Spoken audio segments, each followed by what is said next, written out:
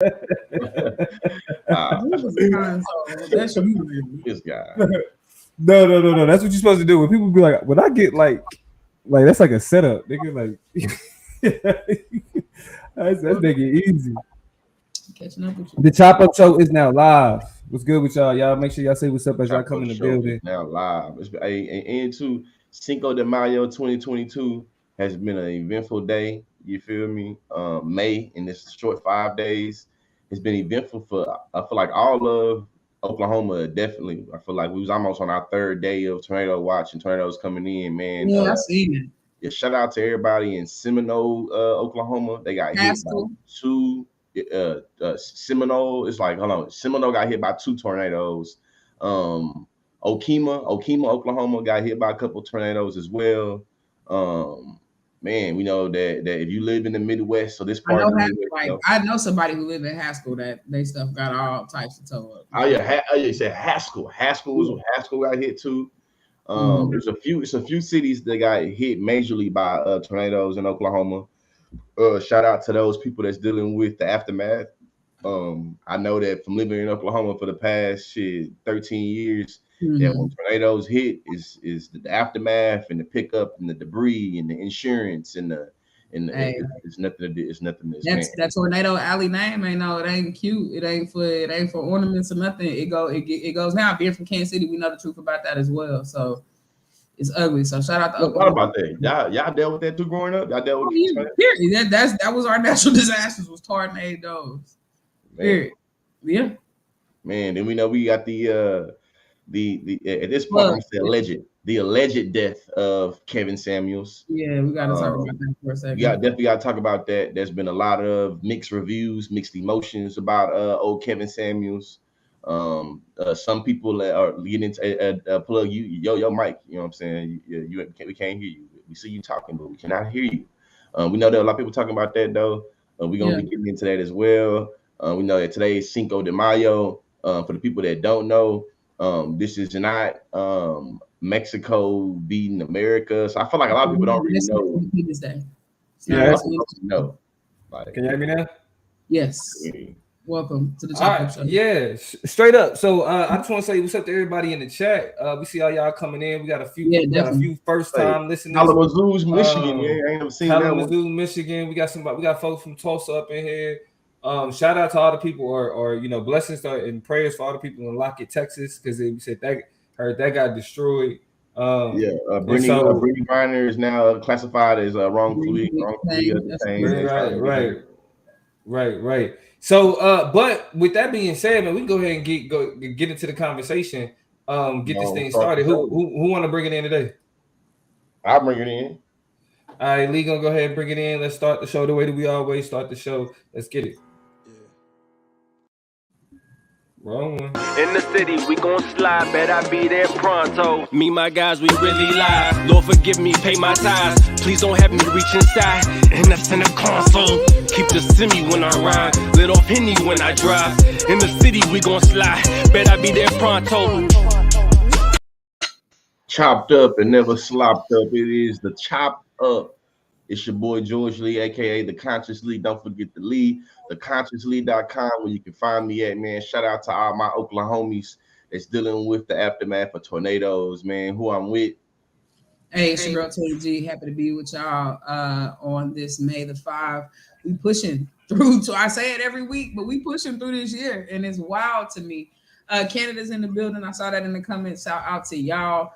Shout out to everybody across the United States. Shout out to everybody around the world listening. We have international listeners, and I also found out that we are on Good Pods. I've never been on Good Pods before, but we got a stellar review from a good friend of ours, a new friend of the show that we have over called Common Leaders is the name of the platform that found us on Good Pods. So you can listen to us on Apple Podcasts, you can listen to us on Spotify, Blog Talk Radio, and Good Pod. And that's apparently where you can find some other good pods. So go check them out over there. Go check us out over there. Hey, it's good to be here. Toya G at Toya G. We with one more person, man. What's good? I am Damo, the political plug. Y'all know what's up. Very interesting conversation today. I'm actually ready to go ahead and get into it. So go ahead, let's get it cracking. Yeah, like going on and jumping right into it, we know that there's been a lot of talk about high quality men, high quality women, being 35 with kids, and being damaged goods. We know Kevin Samuels has been a very polarizing individual in our social media worlds on these internet streets, really for forever, but definitely since the pandemic when he kind of Mhm. proliferated and got shared this, that, and the other. We know that today there was some breaking news that he was allegedly found. What they use? Um, Unresponsive. yeah, unresponsive. We Mhm. haven't seen any major platforms confirm his death, but we know Mhm. that based off of just what's been happening and people talking about Kevin Samuels, there's already been a slew of tweets, Instagram posts, TikTok videos. I'm curious. Uh, First, do Yeah. y'all think he really did? My opinion is no. And the reason why I'm gonna say no for right now is that I looked two places to verify and confirm this information. I first looked at TMZ. TMZ ain't said nothing. The second place I look for confirmation is on the Shade Room. And what I find really interesting, and we'll talk about Delvin's comment in a second, but what I find really interesting is that the Shade Room is working very hard to be a reputable news source. So they're not even getting into the back and forth of the speculation of the mights, the maybes, whatever. And I actually commend them from that. They've been doing a lot of investigative reporting. They've been doing a lot of, just a plethora of topics and subject areas and content. And so I really think they're striving to be a little bit more top tier in terms of just Black news and media sources, regardless of the type of content they share all day. So it's to be known, it's to be seen, but I'm not really sure. And I have heard that there have been Facebook posts and different people getting on lives and saying stuff, but no way to confirm those informations, best friends. All right. So I just don't know. I'm gonna wait for those two sources to say what's up, and let me know from there. So to clear up this question, we're hearing a lot of it's a few people who don't know who Kevin Samuels is because I think Kenya has it correct. Kevin Samuels is very Black famous. Okay. Yes. uh, Kevin Samuels is a social media personality Yeah. who makes content centered around what he frames as high value men and the type of women who are acceptable for high value men. Essentially, Mhm. that was like that was the nomenclature that he introduced. And vice Uh, versa. We'll be fair. He criticizes men as well because I know a lot of people are like, you make it seem like it's only about high quality men and women. right, But he also chastises men for not really working up right. to the potential of the types of men and relationships they want to. Now, while Kevin Samuels was known in certain YouTube circles for quite a while, he really didn't become more mainstream Instagram famous until a few of his clips went viral when he would rank women. So he would have people come onto his panels, excuse me, and he would rank in certain instances. This wasn't all of his content, like Toya say. We got people like that ain't all he did. It wasn't all of his content, but what allowed for Kevin Samuels to get get national recognition, big name recognition, is he went viral critiquing women, ranking them based on a number, being very blunt with how he felt they would be deemed as either attractive or unattractive, and so he became known as someone who was very misogynistic in his approach to relationships and how women should be seen and how they should portray themselves. And so it was really one of them things that he was real niche. He was real niche. Like you had to be, you know what I'm saying, somebody that was invested in those conversations to really understand who Kevin Samuels was. He Right. wrote the Bible for Fresh and Fit. Right. And they just took it and ran with it. And then I don't know if y'all seen the video with Fresh and Fit when they got wrecked by these white people. They went on their shows talking loud and ate them for lunch. Got his man. It was great. That's out of there. That's what he got So, happen, man. so that playbook is what's called on social media spaces. It's what's called the Black Manosphere. There was recently an article that came out that kind of discussed some of the upsetting views that the Black Manosphere holds when it comes to specifically Black women. And so I don't really know any of them dudes because I don't really engage in a lot of them conversations. Kevin Samuels was really the only name that I really knew that came out of those circles. Right. But essentially, that's how he was known. His relationship with the manosphere and with larger social media had to do with how he framed Black women specifically. That's Right. what got him. But I mean, a lot of speculation around his death, I guess. I mean, I don't know. And there was some comments there was something in the comments, and I missed it, but it was a little bit shady. And it was early on. We'd even mentioned Kevin Samuels in the beginning of the show. I'm trying to find it. Oh yeah, Shakti said Kevin Samuels died alone and unmarried, and it makes me want to think about something, George. If I can, just kind of lean into this part of the conversation, because another comment said, "Damn, he ain't even cold yet." And so that's been the larger sentiment on Twitter, is a lot of back and forths about how we talk about the dead, right? And so do y'all think it's a limit and a line? Or do you feel like if you did terrible things in your life, then, you know what I'm saying, you open yourself up to getting rained on and shitted on in your death? Like, what is y'all's take on how the level of sensitivity we need to have in these moments? Like, is it a code for you, or are you just like anything else? I try to have a little decorum and show my humanity and be a person of principle, not pressure, and always try to have respect for human life and this, that, and the other. But being somebody from the hood, I feel like, though this saying was always put in a particular instance, I think that it applies here, and I'll explain. We all heard, you live by the gun, you die by the gun. To me, that saying just says that you're gonna always be responsible for what you put out in the world. It's gonna come back to you one way or another. And I just see it kind of as being the same thing as, shit, I can't spit on you in real life. And then when I die, expect for you not to, return that favor on me. You feel me? That's really how I see it. I know as a Black man, I try to, you feel me? Like I didn't care for Kevin Samuels. I thought that he did a lot of sucker shit. You know what I'm saying? Me personally. But I feel like how I was raised is not to really try to, talk down somebody in terms of death. And even though I didn't like him or his principles or his values, I know that he had a family, and I don't know if his family really rocked with his values and shit like that. So I try to keep it in mind and give him the benefit of the doubt in many ways, and some because he's Black. You know what I'm saysaying? But I don't have no disdain against no other people talking shit about him, especially Black women. And you know what I'm saying, being the sucker, you know what I'm saying, that he was. So it is what it is. It's unfortunate, but So I'm a superstitious nigga. I don't think you should talk about.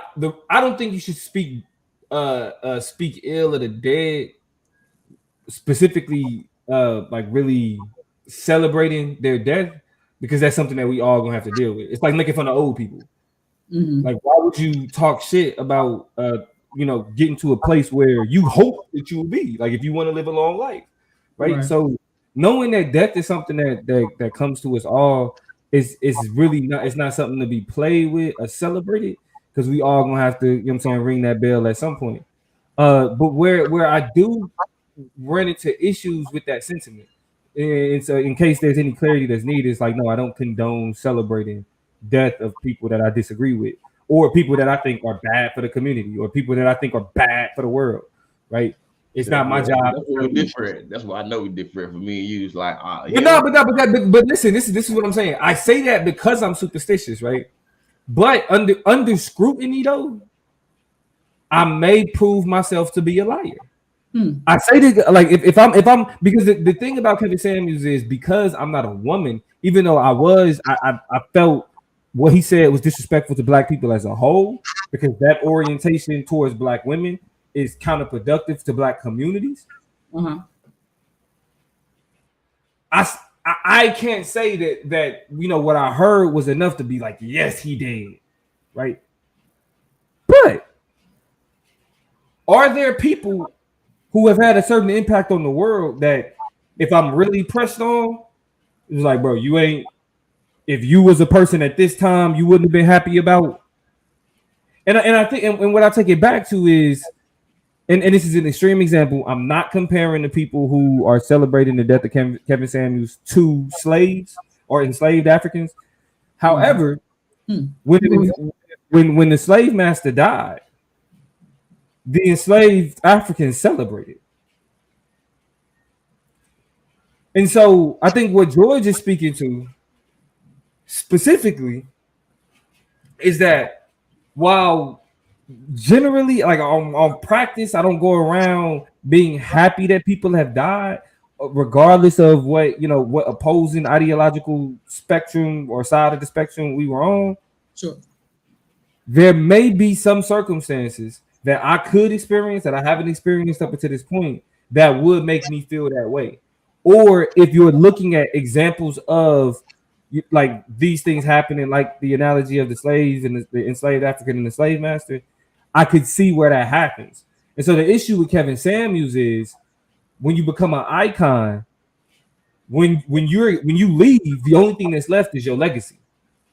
Not who you were. Was plantation patriarchy. So, and this is what I want to start asking a question about, because Chaz has been tickling me in these comments in a couple of different times, in a couple of different places. But Chaz asked the question. So we're supposed to rewrite a narrative because someone dies, and I think that is the question that is at stake when we have these types of conversations. It's what makes people uncomfortable about going to funerals sometimes, because we about to sit in here for the next 2 hours and hear you know what I'm saying, talk and wax poetic about somebody who I know for the fact lived completely contrary to what, you know what I'm saying, you're giving. And so on a real life day-to-day level, not just with celebrities or pseudo celebrities or people who we have on public platforms, we have to make these types of decisions every single day. How do we confront in death, you know what I'm saying, somebody who was complete trash in life? And do we, like Chaz was asking, rewrite that narrative? Do we grant them that just because they died? Chaz then hit the nail in the. No, but that's what I'm saying. We're not. The question isn't. I don't know if y'all saw this, but I apologize. So apologize, Chaz. They justified the connection you made to slavery. Dominica was like, he wasn't in my I don't think that is a gross, bad, you know what I'm saying, characterization. Like I would agree with that analysis. Like he kind of was enslaved in the minds, but this is how I see it though. And kind of how like American international politics has taught me from an American perspective. One person's patriot is another person's terrorist. Yeah. And when we look at it through that lens, we're gonna always celebrate when we think a terrorist is dying, and we're gonna always, you feel me, be sad and or celebrate for different reasons the life of a hero. For some people, Kevin Samuels was a hero. He empowered them. He made them feel like, you feel me, they could be a high quality man, made them feel like he was being truthful, he was preaching, he was holding people accountable. And some people that felt like what he spewed was bullshit, that was dehumanizing, that was immoral, that was unethical, and that was just false. And to me, I think that's just kind of where like, depending on where you lay it, you think he was a hero? Because also the last thing I say on this right now is, think about it right now, how social media is. Folks can be seen as a martyr and make it where because if he died, you feel me? If he is gone, the time that he is gone, in my mind, is just like solidifies the legend of Kevin Samuels. You feel me? Almost emboldens his support group. Toya, you moving too fast. Toya, you moving too fast. But let's start here. Let's start here. Destiny X said, if he was an old white man who was racist, what would the perspective be? And that's why I said off break, I generally say that's not disrespect the dead, but under scrutiny, I will be considered a liar. I think the thing that is really catching me right here, and I apologize if I cut you off in the direction that this is not going in, but I think the thing that gets me here is our inability. Like this question, we know if it was a white racist old man, we'd be like, nigga, it's nothing, forget you, whatever, and don't care about. Because a lot of people like the family, but what about the family? We wouldn't care about none of that. But when it comes to Black women, it always seems like the math gets a little bit different in inexplicable ways when it comes to the way that Black women are hurt in some situations, or how they want to. I just want to acknowledge that tension. That it's always like, well, we don't gotta be like that, or well, what about this? There's always conditional outrage that we are granted. But if it was a racist white man, then of course, like, yeah, then all those rules go out the window. The math is completely different. And I think this is where we have to start really thinking about the separations and the dichotomizations and the yeah, all the nonsense that we play into when it comes to violence that happens to Black women. But I just something. But I think that real quick, George, because I want to shout out to my boy Trey. Hey, hopefully y'all Oklahoma boys staying safe in these tornadoes. You know what I'm saying? I don't think Trey in Oklahoma. No, I think Trey might be in like train Oklahoma. Yeah, all right, Trey. But shout out to him though. Shout out to family though, definitely. You know what I'm saying? Trey, you know. Yeah, for sure.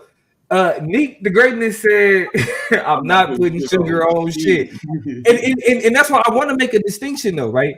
Because the conversation is more so how do we talk about the fact that they gone, not about romanticizing their legacy, not about romanticizing or sanitizing or making them better than what they was, but it's just like, hey, right? Because the issue, like because like I said, we all death is not something that's unique to any one individual. And since it's all something that we're going to experience, I don't think it's something that should be celebrated, right? It should be, you know what I mean? It has its role in life. But that question, like that thing, like you said, Toya, when it comes to Black women, it's always some extra math. So when I take my superstition, well, that's what I'm saying. Like you may be late. We already talked about how he talked about both genders. You may be late. You know what I'm saying? That's cool. We get shout out to the Kevin Samuels stands that can't really keep up with the conversation. This may not be the show for you. If you're a Kevin Samuels stand, you may want to come back when we on some other shit. However, when Toya talks about the math always being different when it comes to Black women, I can't if I'm not fixing my lips when I see somebody celebrating the death. For example, because I think this is a good parallel, Rush Limbaugh died recently. For those who know who Rush Limbaugh is, I think Madeleine Albright died recently too. Madeleine Albright did die recently. It was Madeleine Albright. We talked about when George Bush's dad died, and I feel like, you know what I'm saying, we see that, you know, just with certain men of stature, especially when they white, it's just a certain reserve they get for being dying. Like you got to reserve your criticisms and the shortcomings and the things that we don't like they did. We got to hold it back. I remember people was mad that people brought up what George Bush did during the AIDS pandemic, what George Bush did for the war on drugs, what George Bush said then. You feel me? People was mad. I'm talking about George Bush's dad, George H.W. not George W. George Herbert Walker Bush, George H.W. The first Bush. We had a conversation about, you know, how and I think all three of us was completely unapologetic. Like, we're not going to stop talking about your legacy.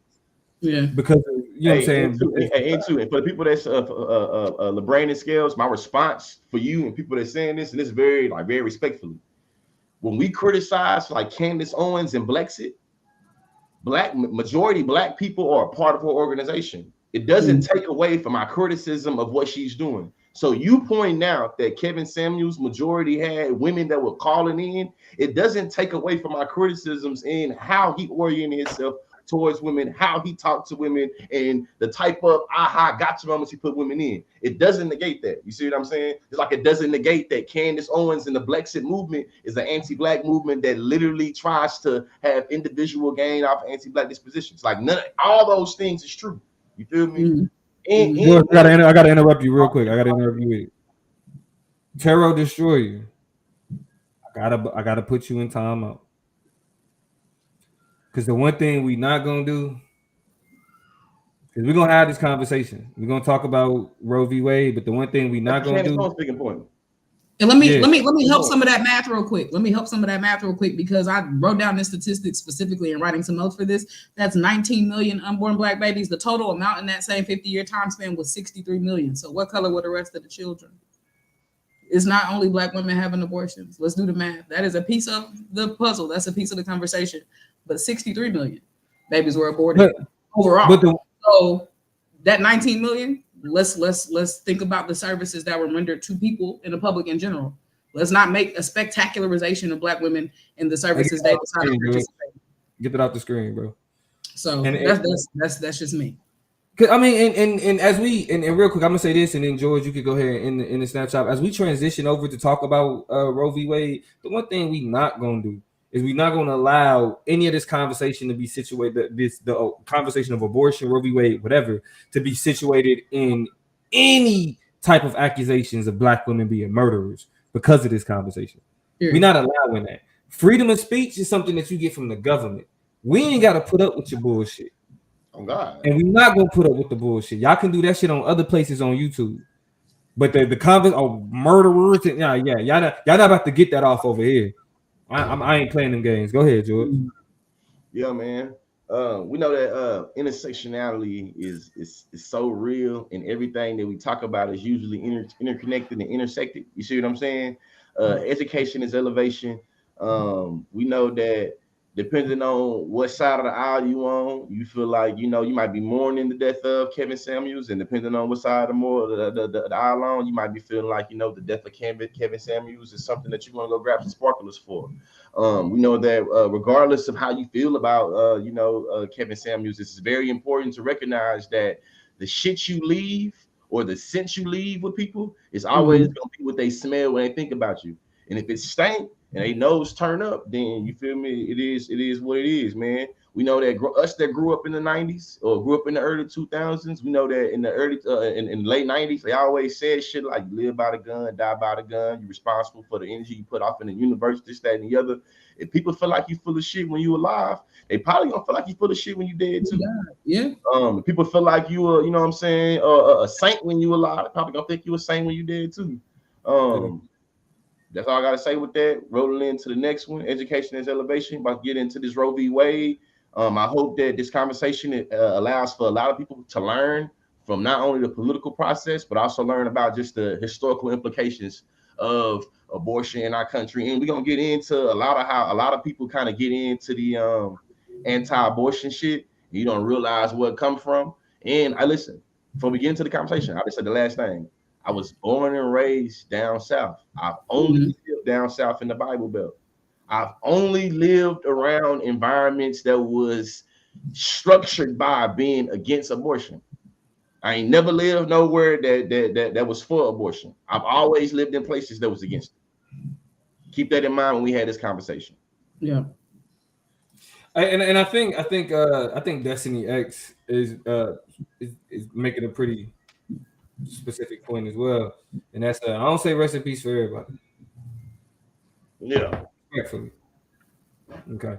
So y'all want to get into the snapshot, or y'all want to get to the political chop next, or y'all want to do the culture chop? How y'all want to do it? Roe v. Wade. Culture chop, or because both of them Roe v. Wade. I got it. Political chop. Let's get into it. Yeah, let's do it. So I guess it's good to start the political chop here because essentially all of this came out due to or this conversation is relevant due to a leak. I do want to be clear. We're not talking about any specific action that has taken place as it pertains to Roe v. Wade, but what we've received this week was a leak of a draft of a decision to overturn Roe v. Wade. To overturn Roe v. Wade. It's very interesting. The first thing that makes this interesting to get into it, Roe v. Wade was a Supreme Court decision that had decided that the ability to outright ban abortions was unconstitutional because it was a overreach of government and how it clashed with personal rights, right? Personal autonomy, right? So the Roe v. Wade standing in our laws has made it more difficult for certain states to outright ban abortions. Now we know that in order for the legal system to work properly, you have to have the right people in place. So there are places like Texas, for example, who have saturated their government with the types of people who pretend to care about the Constitution, but don't really care about the Constitution. And they found creative ways to create certain abortion bans that haven't yet been challenged in the Supreme Court. But with this leak coming out, right, which is something that's typically unprecedented. When we have these drafts that take place, they are usually only circulated within very tight circles within the Supreme Court. So the last time a draft was leaked, can y'all guess? Roe v. Wade. Roe v. Wade. Yes. I didn't know that. I just guessed. I just guessed. I ain't okay. That's why I asked, right? Not wrong. Usually when somebody asks, can you guess? This is very obvious. The last time the decision over Roe v. Wade was the last time that there was a leak. Actually, this is a little bit of political trivia for y'all. if you can think of any of the famous Supreme Court cases, specifically got to do with black people, another Supreme Court case was leaked. A draft was leaked. Don't say Brown versus Board of Education. Not Brown. Older than that. Plessy versus Ferguson. Dred Scott. Dred Scott was leaked. God damn, what they leaking on to say? What somebody came outside and said, hey man, that nigga was property there, man. Hey, right. Hey, I wouldn't be here when this shit come out if I was you, big dog. That's how that shit was leaked. Yeah. Hey man, I heard. But essentially, what has taken place is somebody thought that the Supreme Court overturning Roe v. Wade was so significant that they literally risked their freedom and their political careers to be able to get this information out. The response about this from political leaders, specifically conservative leaders, has been to call into question the whether or not the autonomy of the Supreme Court has been maintained. Sure. Real quick. I hate to do this to y'all, but real quick, a little bit of, you know what I'm saying, social studies. 3 branches of government, the co-equal branches of government, are considered to be autonomous. That means that they operate independently of each other. Congress operates independently of the executive branch. The executive branch operates independently of the Supreme Court, and it goes around that way. Judicial. Right. Now, conservative. We're gonna keep it a stat. Conservatives have been straight up saying that because this got leaked, it undermines the autonomy of the Supreme Court, because now the decisions made by the Supreme Court are going to be susceptible to public opinion, because typically these decisions to overturn or to decide are done internally, and we don't hear about it until after the decision has been made. So conservative leaders like Mitch McConnell, conservative leaders like Mike McCarthy. No, his name is McCarthy. Mike McCarthy is the coach of the Whatever his name is, whatever that Cowboys. is, he footed that shit down toilet. He's the minority leader McCarthy. I don't really know his first name. But pretty much what they're saying is that, hey, this leak undermines the autonomy of the Supreme Court, because now the Supreme Court is now susceptible to public opinion. Sure. Given was the serious nature of Roe v. Wade, do y'all think that it was to the detriment or to the benefit of our rights as people and how the Constitution protects Kevin McCarthy? Thank you, Kevin. Of course, Kevin would know. Kevin. Thank you, Kevin. Good to see you, Kevin. Yeah. But given, and I straight up said Mike, and I hate the Cowboys. I don't know why I said Mike McCarthy. Hey, but on the Cowboys' name, man. God damn. We won't.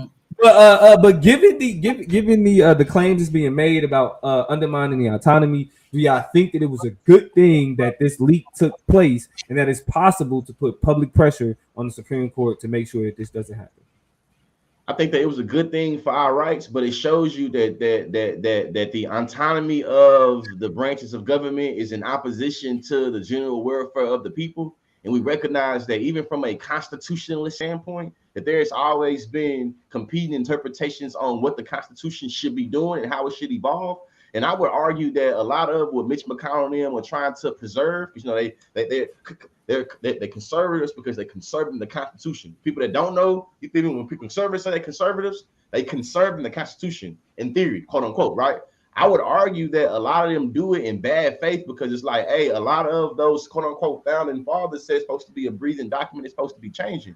You're trying to hold on to the old archaic interpretations of the Constitutions to be able to justify gatekeeping that says that we're going to have internal decisions, big decisions made, and then we're going to let the public deal with them because we believe the public is generally stupid and dumb. I think that that's a part of the conversation. I think that a lot of, at least on social media, how it happens in terms of politics, to me, I feel like it don't. To me, it's always like the Republicans think this, liberals think this, Democrats think this, and to me, I feel like it's never like, I think both of y'all are full of shit, because of how y'all interpret this is stuck in a very old bipartisan way where you ain't even, those liberals and those conservatives weren't thinking about women.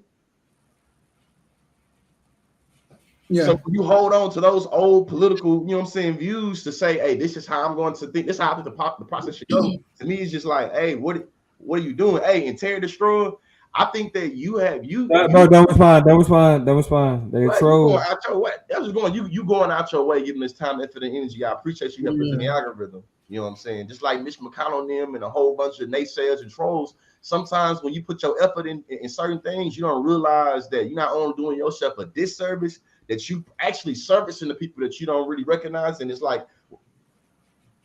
y'all don't want voter turnout. You don't want voter turnout. That's what last thing I said on this rant. You don't want voter turnout. You gonna get that.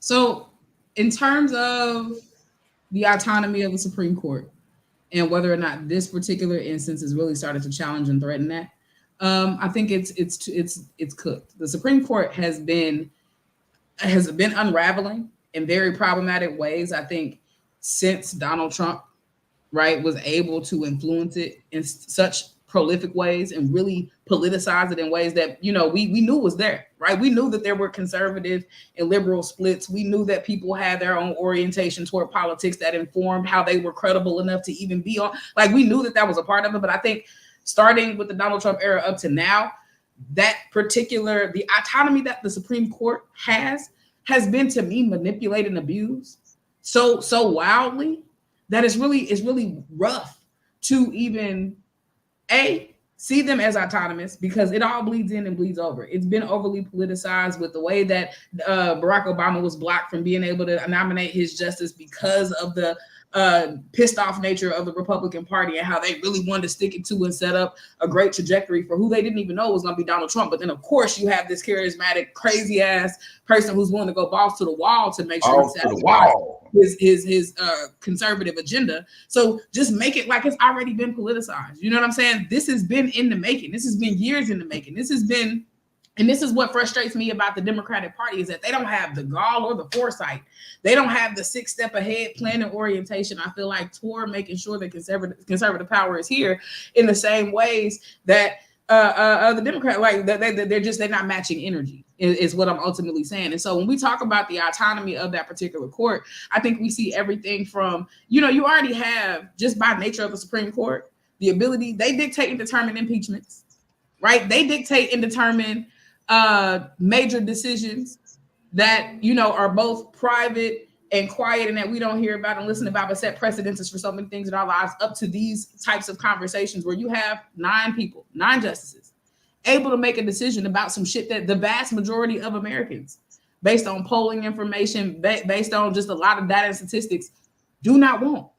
Like, the vast majority of Americans have no interest in completely wholesale eradicating abortion out from access. We have certain pockets of places that want to change and limit and go very far in their limitations, but the public consciousness overwhelmingly is like, yes, if you have a type of pregnancy that's violent to you, if you have a rape situation, a lot of people want that ability to have that type of service or whatever. So you have 9 people being able to just say, fuck billions of people. It's just wild to me.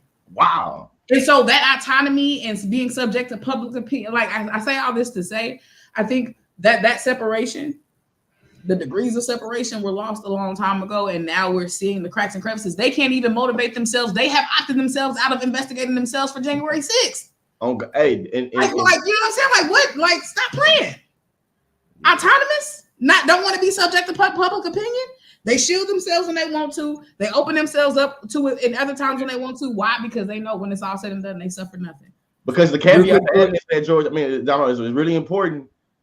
Right now, the conservatives showing their hands so much, where we see that this leak and formality is having more weight than Justice Clarence Thomas' wife sending a text to overthrow the thing. Like literally. So that's why that's why this is my dog. Of the Congress, the autonomy of Congress is more important than somebody in Congress colluding to literally overthrow the government. Also, just to add to what Toya said, though, because I know Don about to add into this. Shout out to Dash Dobfrisky. You feel me? Off Twitter, you know what I'm saying? He's a student at UCLA, and this man got a poppin' ass thread that's gonna add more context to what Toya is saying, so y'all know we ain't just some niggas that's just mad and mad at the government.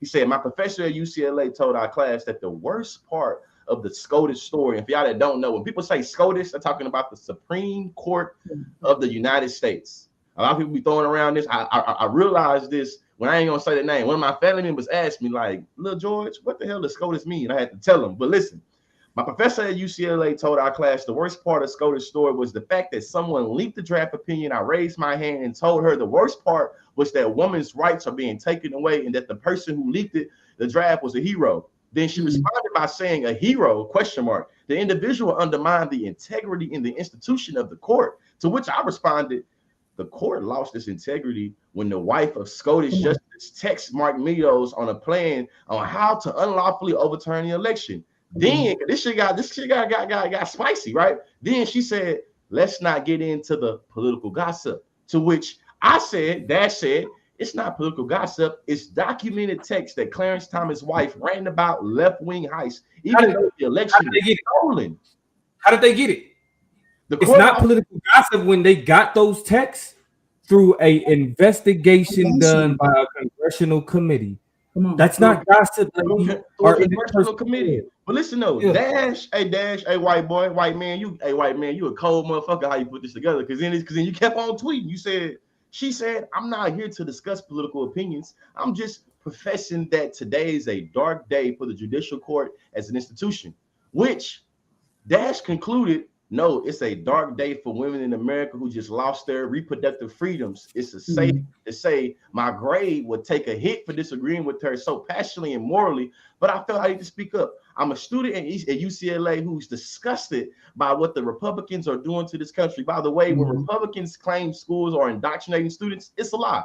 Most of these teachers have had afraid to take political stands due to GOP's war on education, afraid to say anything about Trump or the GOP, even after they incited a violent insurrection. But this is not about politics. This is about democracy, justice, and human rights. Thank you for listening to my rant. I encourage young people to always speak out. I know it may feel like your voice isn't heard, but you may have the power to change the world because you are the future. And vote in November. Don't sit this one out. Everybody in line. Republicans, y'all better get to gerrymandering and redistricting. I know y'all already been doing shit anyway, but y'all better get to work, goddamn it, because y'all are working, man. No. This is great. This is great. That's a wonderful tweet. That's a wonderful tweet because I'm gonna post it to the top of the page too. I'm trying to the top of the page. You should. Hold on. Oh, my cousin. All right, my cousin gonna be in town. But all right, my fault. My cousin, a cousin I ain't seen in a minute just said they was gonna be in town, so I'm gonna respond to that when I'm done. However, let's address this though, right? Because this is the issue. Somebody will tell you that the autonomy of the court was undermined when this leak came out, right? But they won't say that the autonomy of the Supreme Court was undermined when Barack Obama could not get a Supreme Court justice during an election year. But Donald Trump could get a Supreme Court justice during an election year. Yeah. You can't talk to me about the Supreme Court being autonomous from political opinions when it's already been co-opted due to conservative judicial activism. Now, the term judicial activism is used to apply to judicial decisions that are specifically, unequivocally partisan. They're doing it for a reason. Overturning Roe v. Wade is not a social L. People are not hitting the streets to say, hey, we need to overturn Roe v. Wade. It is judicial activism. It is the infiltration of radical conservative politics that allows the Supreme Court to even consider the idea of overturning Roe v. Wade. So when we are sitting back and seeing that conservatives have manipulated the system to allow themselves to put people in position, people who lied, by the way. For example, Brett Kavanaugh specifically stated that Roe v. Wade is stare decisis, meaning the fact that it is established law means that it should be left alone. Neil Gorsuch said the same exact thing to Dianne Feinstein. So now we have to remember the decision to allow these people onto the Supreme Court was dependent upon the meetings that they had with the people from the Judicial Committee who will be the individuals who will be voting on them being in the Supreme Court in the first place. Right. Roe v. Wade being decided was one of the factors that people wanted to know about. Exactly.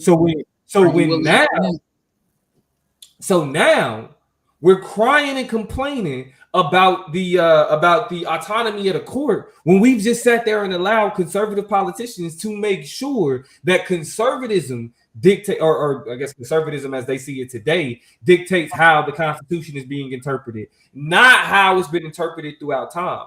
To even overturn Roe v. Wade undermines the autonomy of the decision that was made back then. Because they're saying now that we have the power to overturn it, we'll overturn it. Not we're going to overturn it because there's an issue that was being brought up. Not we're going to overturn it because there's public outcry that's asking and demanding us to take a look at it, but solely because we now have the power to do it. Radical conservatism, and we're going to get into this next question, ushered in by Donald Trump, undermined the autonomy of the court. Not the person that leaked it. But the next question that I want to ask y'all now is, did we underestimate the impact that Donald Trump would leave on our government in this country? Remember, he got 3 Supreme Court justices. Brett Kavanaugh, Neil Gorsuch was supposed to be a Obama nominee. But because Republicans had control of Congress and refused to vote on a Obama nominee because it was a election season, what we saw was Neil Gorsuch end up being brought into the Supreme Court by the Trump administration. Then you had the death of Anton Scalia. I won't speak for nobody else. I think that if I'm putting my educator hat, when you ask the question, did we underestimate the Trump's presidency? It depends on what the we talking about. But I say for me, I would say I underestimated it. I would say that I underestimated Trump's presidency, especially when I think about the 4 years, Trump's 4 years presidency compared to Obama's 8-year presidency, and thinking about the legacy in terms of the impact, the residue.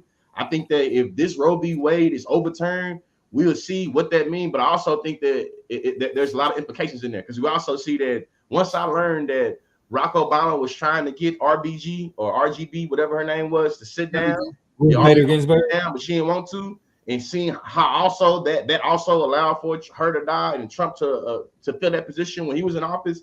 I think that there's also a lot, at play. But I definitely will admit that I underestimated, the presidency of Trump, and underestimated the impact of what it would have in terms of this motherfucker ain't even in office no more. But we still seeing the decisions that he made from 2016 to 2020 is impacting us in 2022. Go ahead, Toya. Well, I don't disagree with Lee at all. I want to take a moment, though, when we talk about underestimating things. Of course, we underestimated what the apprentice leader and host, this hotel conglomerate, this businessman was going to do, and how it was going to completely shift the trajectory of this country for the next 25 to 50 years. Yes, we underestimated that, but I want to double down on the Obama era and how I think underestimated the legacy and the lack of the amount of stones unturned with his presidency, because of what we have to understand about Roe versus Wade is, but if I'm not mistaken, there was an opportunity for him to codify that into law that he decided not to do, right? A decision that was made when we had a majority from the presidency on down, right? And I even think we had a Supreme Court majority, right? And so I think there was an opportunity for Barack Obama to codify Roe versus Wade into law and to make abortions federally legal across the country. And that didn't happen. So when we start to talk about and really look back and start to tease out what we misdetermined or misunderstood or underestimated, I think we also underestimated some of the doors that was left open, the same way the RGB door was left open and decisions were unmade there. The same, like there were just a lot of, like you said, that 4 year to 8 year comparison. And every time something else happens, every time another shoe drops, you'd be like, well, let's go ahead and trace it all the way back when we get to these Obama era situations or decisions. And it's like, well, damn, bro, what was you doing? What was happening? You know what I'm saying? It chips up the legacy even more. So it's rough. Yeah, I mean, it's difficult because a lot of these things, it's not just a question of Donald Trump, right? Because if you look back in 2018, minority leader and or not minority leader, but minority speaker Chuck Schumer in 2018 allowed for Trump to put through 15 federal judges, expedited them into their role, just so Democrats can go back to their districts and campaign for the 2018 election. And so the issue that we have is that we had 50 minutes, so I put it in. I'm on TikTok live, so I put that right there. 50 minutes. We need that clip right there. I'm sorry. Gotcha. 50 minutes. So I'm putting it in it. I'm putting it in the and so the issue is more so that when Donald Trump's real legacy is the fact that one in every seven federal judge is a Trump appointee. One in every 7 federal judge is a Trump appointee. The reason why that's dangerous, a lot of people that Trump appointed or nominated weren't nowhere near qualified. Amy Coney Barrett never really served as a judge. Never really served.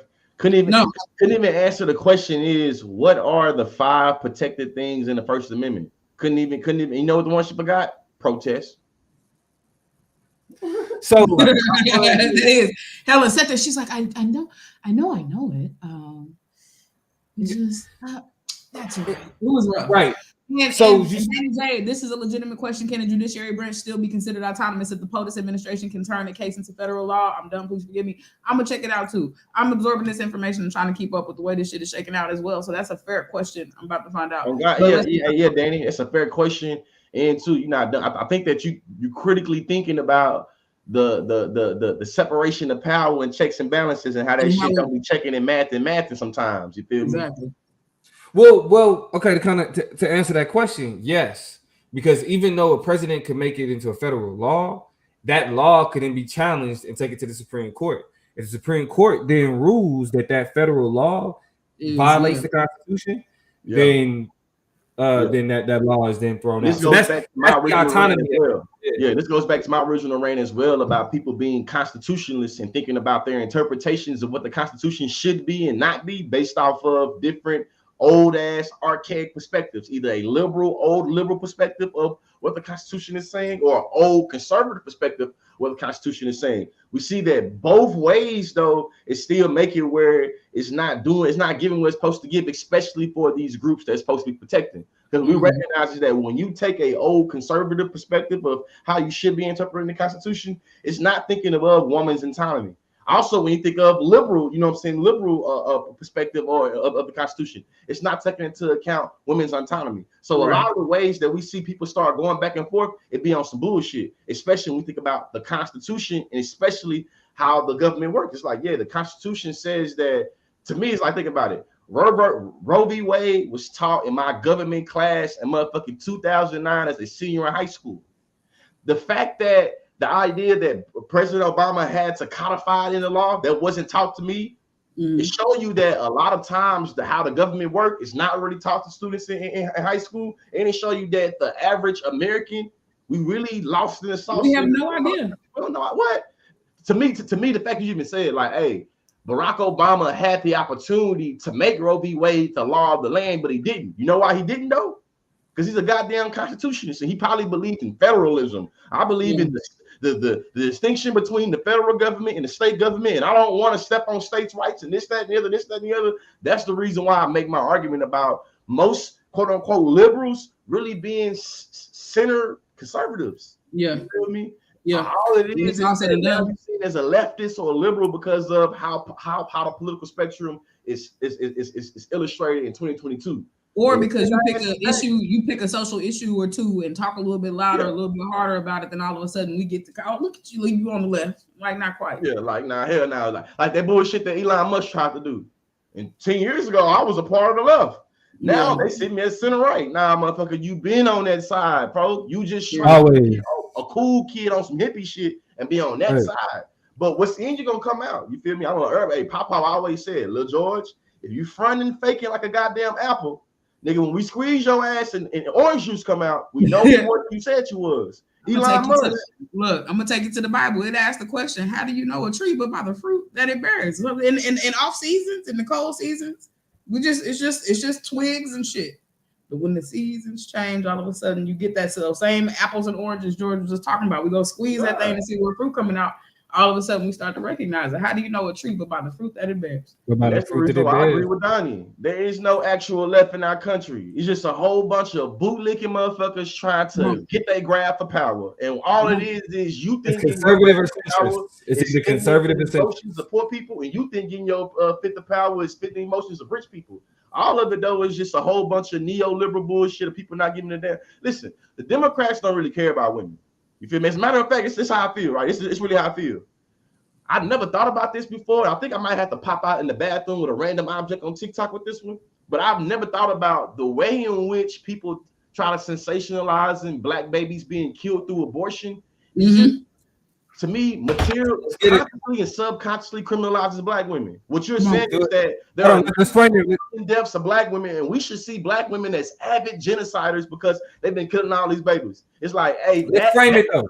Let's frame it. We gotta put a name on it though. We not about to talk. We're not about to talk about this generally at all. Because we saw some of these comments come in here earlier. What George is speaking to is specifically what was being highlighted by somebody like Candace Owens and a dickhead like Tucker fucking Carlson.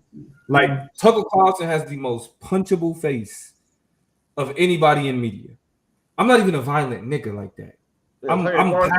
But listen, though, I wouldn't even piss on him. I wouldn't even piss on him if he was on fire, man. I would. I'll piss on him. I'll piss on him if he was on fire. I ain't even gonna lie to you. But look, let's be clear. Candace Owens goes on to Fox News with Tucker Carlson and repeats one of the most dangerous, counterproductive, demonizing claims about abortion in black women that we have in that we see in social media, and that's the idea that black women are committing some form of murder at a much higher rate than even the worst gang bangers and drug dealers in terms of by black women actually having abortions. And they're making the claim that Black Lives Matter, black people talking about caring for black people. What's the biggest killer of black babies? Black women having abortions. That's the bullshit lie. That's the pathology that's being spread as it pertains to this conversation. And so what George is speaking to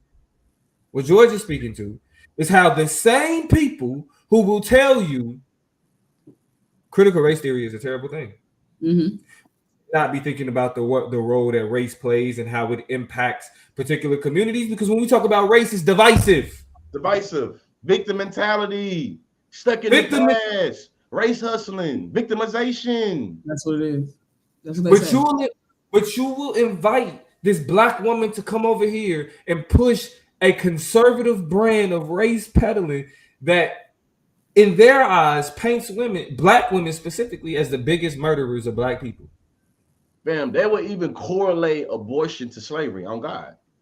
They would even literally take the old symbols of the abolition and say that we have to abolish abortions because it's the same thing. And in my mind, it's like, hey, listen, man, as somebody that proclaims to be conscious, as somebody that proclaims to know a lot about education and not want to give white supremacy way more power than it actually have, shout out to my Uncle Derek, man. Listen, it's like Pete Gang. Abortions go back to ancient times.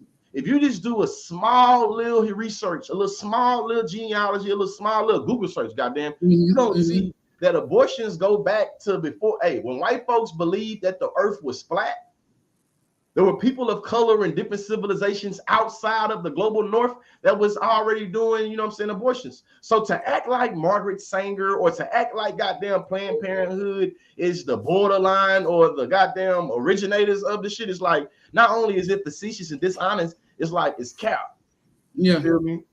It's just like, I think it's like, hey, going on with Candace Owens too, this conference, because now my little Modelo hitting in, you feel me?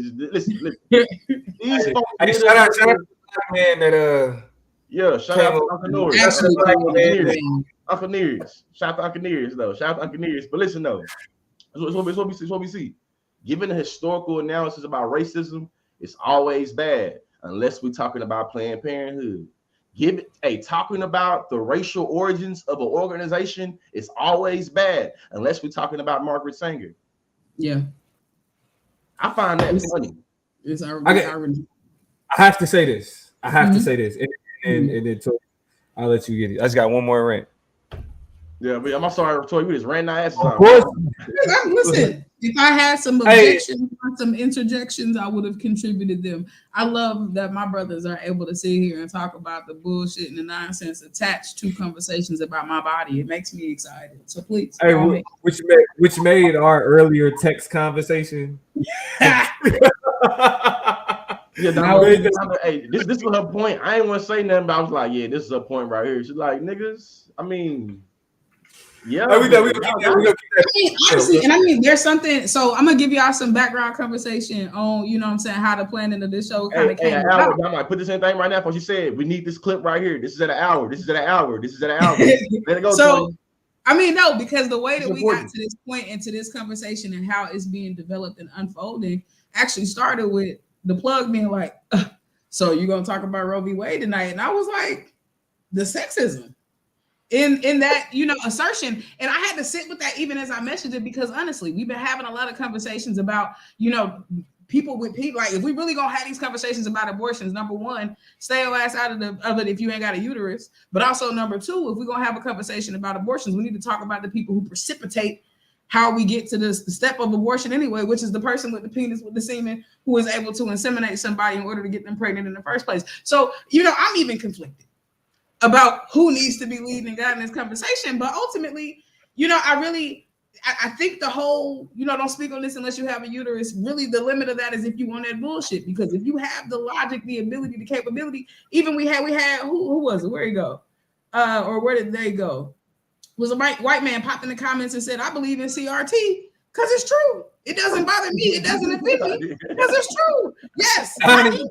Shout out to Donnie.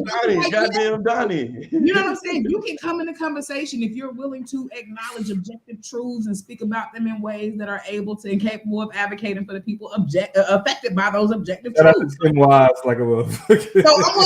1000% all for my brothers sitting up here like, let me tell you about the bullshit they got going on someplace else. Because I'm gonna tell you what, I've seen a lot of scary conversations from other Black men.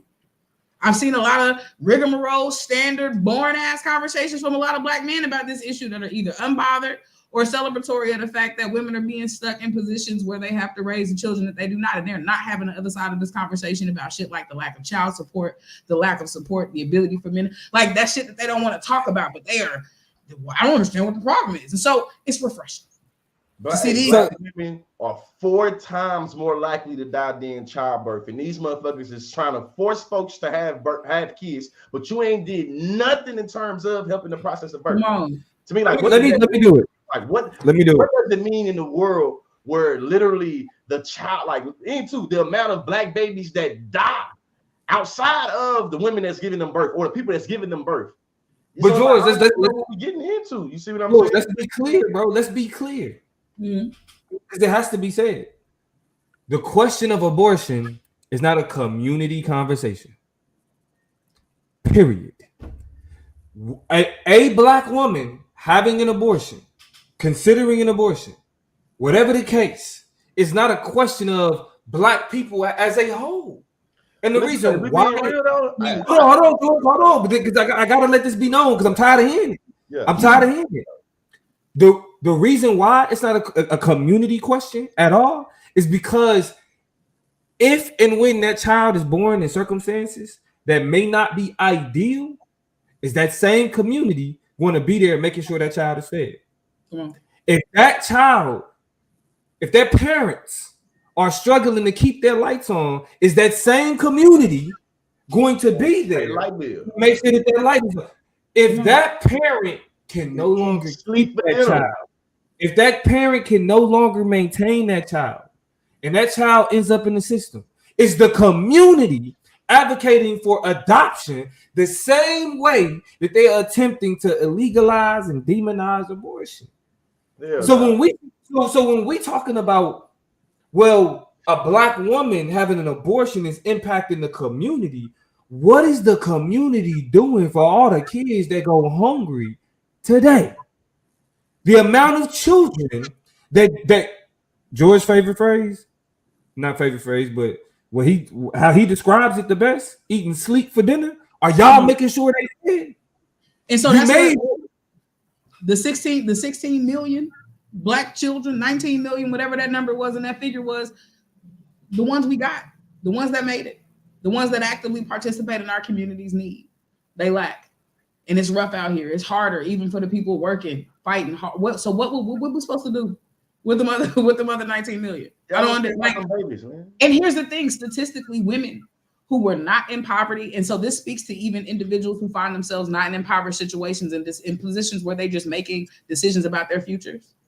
It is said that in states and in places where abortion has been taken away from them, it is whatever times more likely that they end up in poverty after being forced to have that child. If they made the decision and wanted to have an abortion and were denied it while they were a part of the middle class or not completely impoverished, statistically, it is proven that they end up in impoverished positions, in impoverished positions in places where those options are denied to them, right? So I don't understand when community care is at an all-time low, when resources and provisions for families for their needs are at an all-time low, when you have the same president championing child poverty and saying, I solved it, I fixed it, and 3 months later, taking away the same money, the same federal money that was going, I think $300 payments was going out to families with a certain amount of kids or one child or per child or whatever. When you had that same president champion themselves for solving child poverty in a couple months later, take that same money away? Like, what are you even talking? What are you even saying? What are you even saying? Stop. Yeah. And somebody said, you're not pro-life, you pro-birth. I worked in education, the school to prison pipeline, it starts very early. As a matter of fact, me looking at Toya right now, Toya, when you and I worked at ECLI at the 80 Conway Liberation Institute, the city of Baltimore was the #1 city for child homelessness. So when we start talking about being pro-life, as a nigga that was born and raised in the hood, I just call out the inconsistency and just the cap. Like, you don't care about life like that. You don't care about black babies like that. You don't care about Native babies like that. Hey, listen, man, it's been indigenous folks that's been putting their lives on the line. As far as I'm concerned, their entire life to make sure that their indigenous babies getting clean water. To make sure that they babies is goddamn, you feel me? To me, it's like, hey, for instance, that little girl that made that viral video, they made that viral picture for Flint, Michigan. She made that damn picture when she was like a little child. Now she's a grown ass adult and having the ability to make children, and they water still fucked up. So it's like, you're gonna force somebody to have a child in Flint, Michigan, and they have to drink dirty water. You're gonna force somebody to have a child dealing with fucking pipelines in North Dakota, and they dealing with oil in that shit. You're gonna force somebody to have a child in South Side of Houston, Texas, and they can't even, you're gonna take them to jail because they abusing HUD or food stamps. Like, it's like y'all going out of y'all ways to criminalize black women. And the last thing I said on this rant, Candace Owens took her sauerkraut ass up there on Fox News, and they asked her a question: do you think that black people and people of color disproportionately impacted by Roe v. Wade? And she said, well, no, it'll be more black people being born. It's like, listen, if you try to sensationalize babies being killed uniquely in this community, you are acknowledging how black and brown women will be impacted the most by criminalization of abortions. If you're saying right now, hey, black women are uniquely responsible for killing this many black babies, you are already setting the policy to say, hey, not only do we need to hyper police the black community for drugs, we need to also hyper police the black community for abortions, because these black women kill babies. Come on. And let's not. And then I want to think bigger picture. Let's zoom out into the larger kind of narrative and caricature and stereotypes of black people, right? Men are not the only savages, right? You find ways to group, you find ways to make sure that black people are being understood and identified as ravenous, wild, crazy, incapable, savage-like people who will kill at any ends. If it's not the black men in the streets shooting each other and shooting up their own communities, and it's the black women killing their babies, look at those savages, right? It all fits the narrative quite perfectly. It makes a lot of sense to me. You know what I'm saying? It's messed up. But to say it doesn't make sense, I can fathom that. You know what I'm saying? It's just terrible how it's fun. Let's remember the math. It says 63. I want to do that math again. 63 million. 63 million. I'm gonna do it in my head. 62 in this million country abortions. since 1973. 19 1973. million to black women.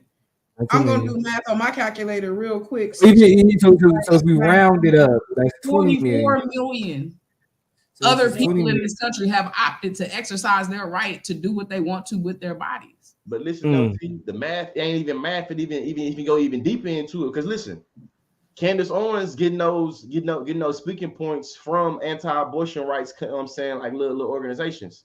They'll say that 40% of the abortions that go on now is from black women. So if you gonna make the number and say that in the status quo, 40% of the abortions come from black women, but goddamn 19 million out of 63 million, the math ain't it don't make sense. Not math. It makes sense to the status quo that black women are responsible for this many abortions, but saying over the long history of abortions that we are responsible for that. It's like it don't even make sense. You just pull these numbers out your ass to try to justify a political narrative. This is the last thing I'll say. My bad. No, Go go ahead. ahead. At the White House, little roast Trevor Noah did, whatever. I feel like correspondence. I ain't watched correspondence.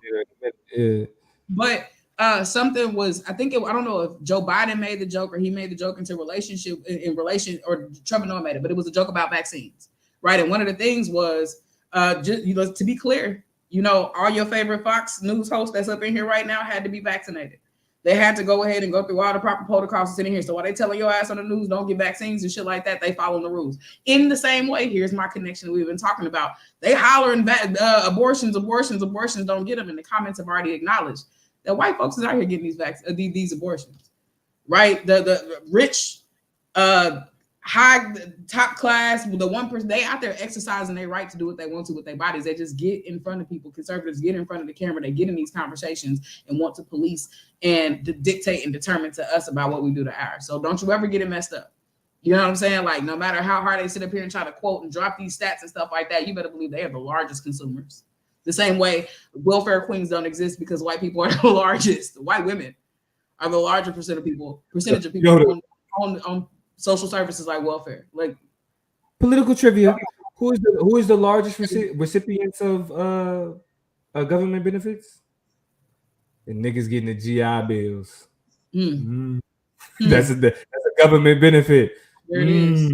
So let's talk about the. I mean, and that's a whole nother conversation. That's a whole other conversation. But what I want to say though is because the thing that I definitely want to put a pin in, or not put a pin in, I want to put an axe in this shit.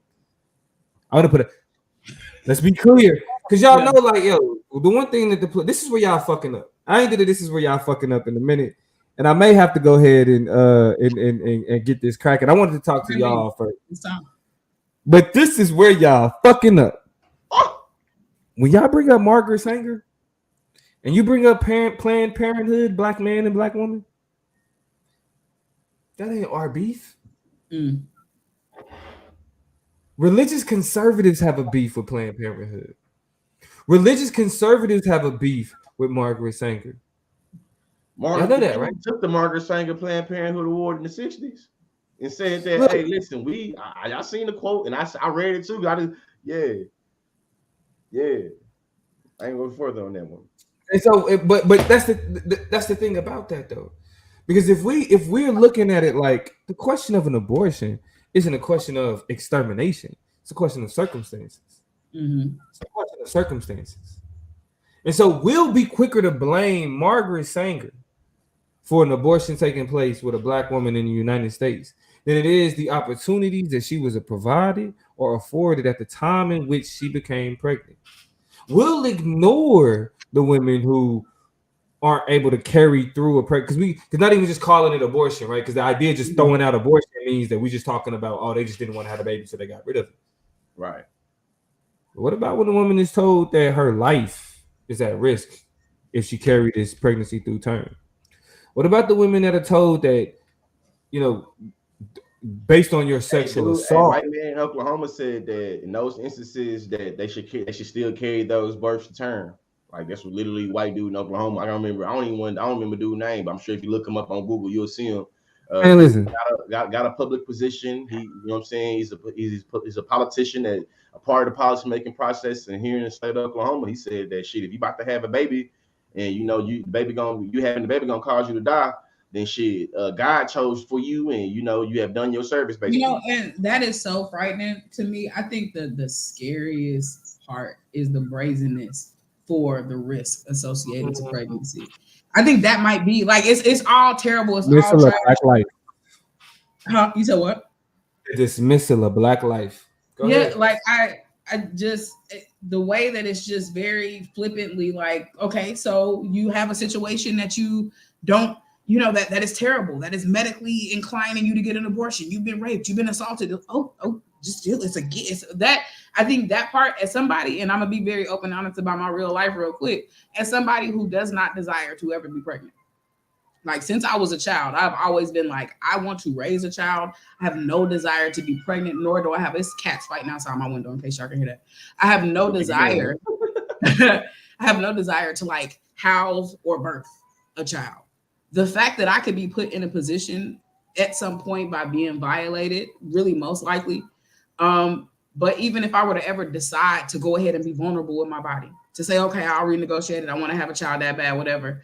And then I'm already put in this anxiety-inducing position and I can't make decisions that I need to go back and sit. Like that part is what freaks me out. Cause it's just like the anger, the frustration, the hate that exists in your heart for women, or I will say people with uteruses is mind-blowing to me. And that's, I don't know, that's just me kind of soapboxing about my own relationship to this conversation and to this topic, because my path to pregnancy is one that's not the typical cisgender woman's, but at the same time, I think that is the most scariest thing to me, to know that my fear and my just lack of desire to be pregnant, but still the possibility of that being, my portion, be something I have to deal with, but knowing that I don't have any of the necessary options to navigate that situation should it happen to me, is just like, damn. The violation of my body is very real, as Tyree said. And the last thing I say is, because you just said something that made me think of, man, it's been people that's been so lost in the sauce of semantics that they get mad that we say people with uteruses as if like trans men don't exist. Like I know my homeboy Caden, you feel me? Caden Official on Instagram, black trans man with 2 kids. He birthed both of them. You know what I'm saying? So it's like when we try to have an inclusive conversation and thinking about how abortion impacts a whole bunch of different bodies, a lot of people get mad and be like, "Oh, y'all on that bullshit, or y'all on that." It's like, hey, there are ways for us to be inclusive and for us to account for as many people as possible without you always folding it into some bullshit. That's it. Yeah, man. I'm gonna say this. Keep y'all white conservative talking points. I don't give a fuck. Margaret Sanger is a white conservative talking point. It's a white supremacist, white nationalist talking point. Planned Parenthood is an enemy to white evangelicals. Do y'all know who those are? What do we always say? The more you sound like them, the less I trust you. The less skeptical I become of the shit you talking about. When you start sounding like them, when you start using their talking points, you start coming at their angles, that tells me everything that I need to know. You don't have to worry about me. You do not have to worry about me. Hey, when I think about how the conservatism impacts my community, it's the reason why I get them they benefit of the doubt, because they didn't figure out so many ways to remanufacture and recut and remix so many Republican ideologies. You feel me? Like I'm talking about they masterful, very strategic in how they able to plant seeds that sprout into goddamn full-blown Republican trees and they don't even know it. You feel me? Man, this abortion talk is one of those talks, especially talking to other conscious black people, quote unquote. They won't recognize it, but you be repeating a whole bunch of right-wing conservative speaking points and you just fold it into some black shit. Brother, the biggest death in the black community is abortion, brother. It's like, yeah, all those talking points are some shit you got manufactured. And it's really one of the reasons why this conversation come full and blown. It's really why I got beef with Kevin Samuels. Kevin Samuels is really a alt-right conservative black dude that really just fold all his conservatism into some black shit.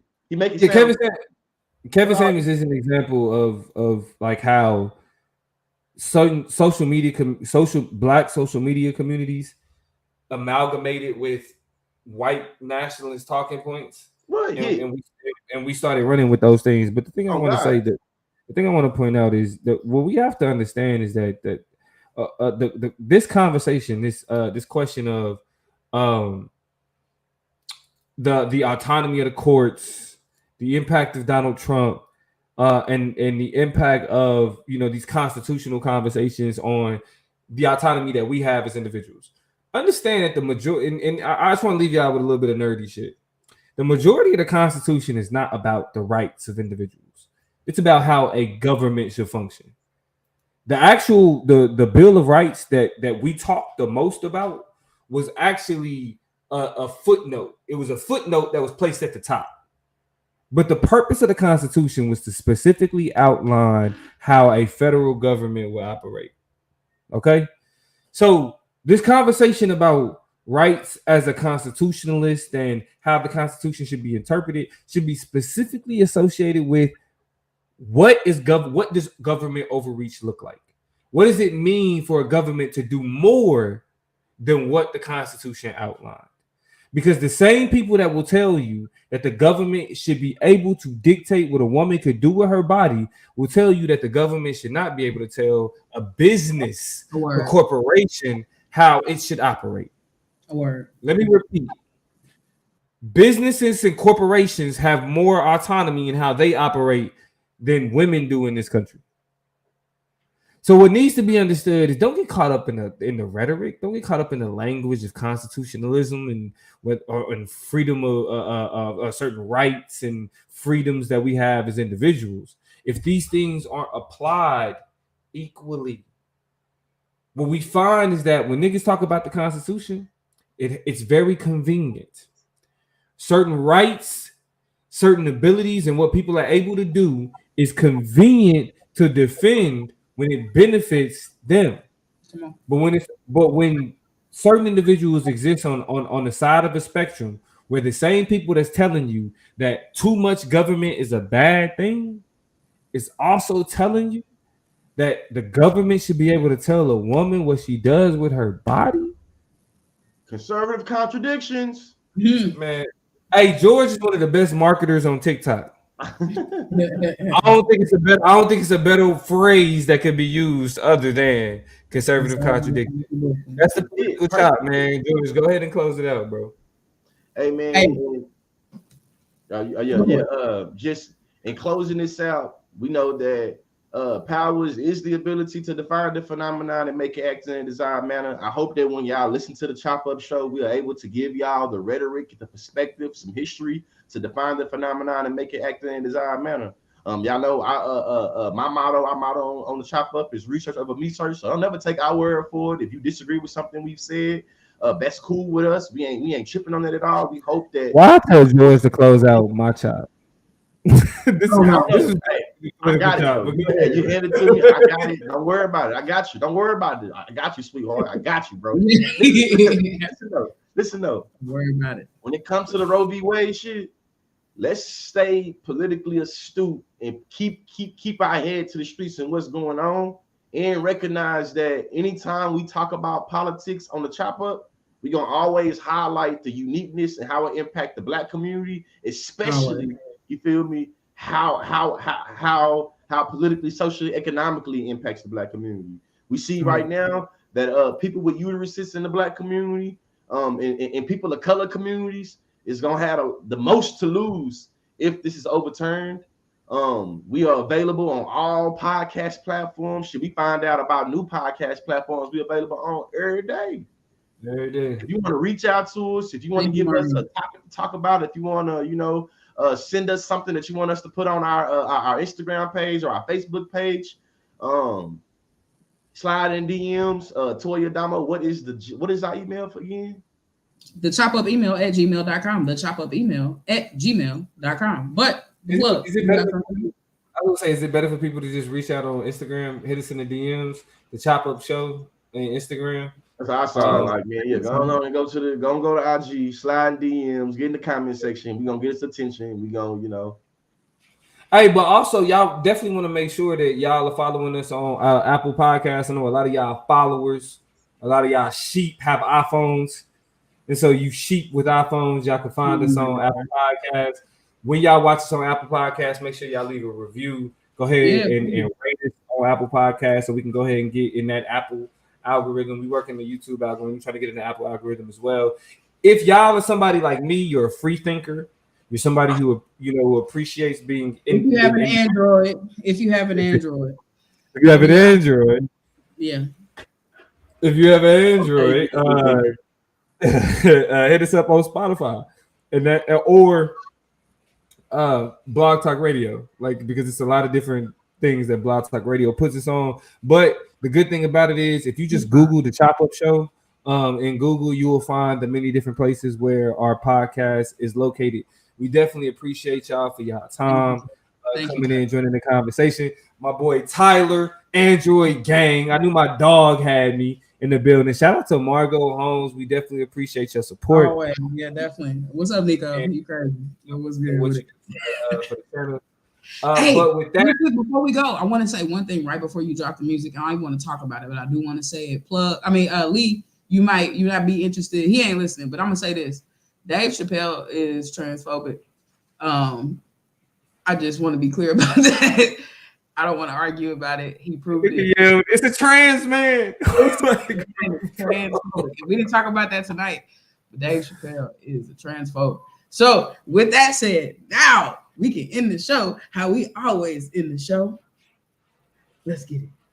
In the city, we gon' slide, bet I be there pronto. Me, my guys, we really live. Lord, forgive me, pay my tithes. Please don't have me reach inside, and that's in the console. Keep the semi when I ride.